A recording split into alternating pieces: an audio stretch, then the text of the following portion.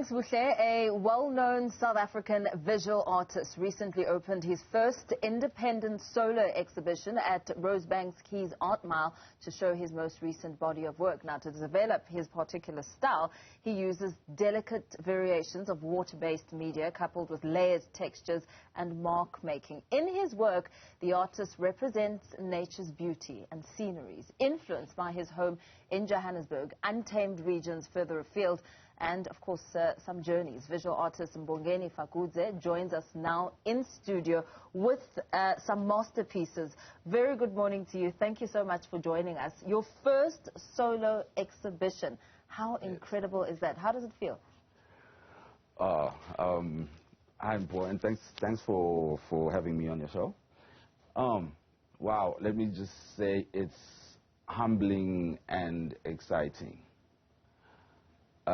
Two words in the same sentence, of totally different emotions. Yeah, it's been a journey. It's been a journey for. I've been in the art industry for years. I mean, since I left high school, my only what would I say? My only journey, the only journey that I saw for myself was in the making of art. You know, being a visual artist specifically, you know. So, well, man, what you ask is what you get sometimes. Yeah, absolutely. Yeah. And we can see it in your work. I mean, right next to you there is a masterpiece, layered with textures and character, speaking to some message. I mean, what are you conveying in your artwork, especially as you tell a story through texture and sketchings? Okay, so I mean, within the work that I do, so my studies have been quite varied. In the beginning of when I sort of came, because originally I'm from Eswatini. That's the country where I was born. Okay.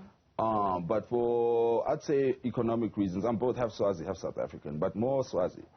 So economic situations and reasons brought me into Johannesburg. I mean, I realized, okay, this is where I'd really want to set up my career if it's going to become anything. And then, so the early stage of when I reached Joburg was to work a lot around portraits. So my story there, it sort of gravitated for many reasons and ended up with one subject matter, which I became known for, well, quite well in the circles, you know, which was the head wrapped African woman, right? Done in my own personal style and also reflecting a lot of my own what would I say, ideologies. Yeah. Yeah, my view of the African woman, and so on and so forth. So that's basically how I would explain like a part of the work. But then it has evolved, and I feel like what we have now as a show is really a lot more exciting, because I think an artist should grow, right? So I've tried to avoid stagnation by leveling up with this show, especially, you know, explored all the aspects that I'm actually about, so that it's not like people get stuck on the one way that they see my work, right? Yeah. So the abstract version of the African woman has now come out in many other versions. With the use of your technique, let's talk about your technique and what it embodies when you're trying to deliver this piece of art that tells a story. Okay, so the technique, it can be classified in the lines of abstract expressionistic. So it's expressionist, it's gestural. It uses the body in its creation, you know. A lot of people have even expressed my work as, but I think these are just artistic terms, you know, violent, emotional, whatnot. But of course, artwork does trigger some emotion. So, I mean, it's with reason that people could describe it as emotional and violent. I mean, looking at the textures and the movement of the painting there. It definitely reflects. So I always say art. An artist is a very strange sort of character, personality, and trade, because if a psychologist is introduced into the picture, art and psychology are almost inseparable. Yeah. They'll tell you that, you see, so in this stage Picasso was in a sad mood, you know, just simply by analyzing what is on the canvas and the way that those strokes have been made. The subject matter, they might say, you know, at this time maybe Picasso was in love, you know, maybe the subject matter could say something about his own state of mind. And not only the artist himself, but society, the society around the artist at that particular time. So if there's violence and there's looting and there's people being killed outside, generally it'll come out in the. So what are you reflecting here? Let's focus on this piece of artwork on your side there. Okay. Tell us what it's called and what messages you're essentially trying to convey. Okay, cool. Okay, so on this piece, Mpo, I worked with a model. Now she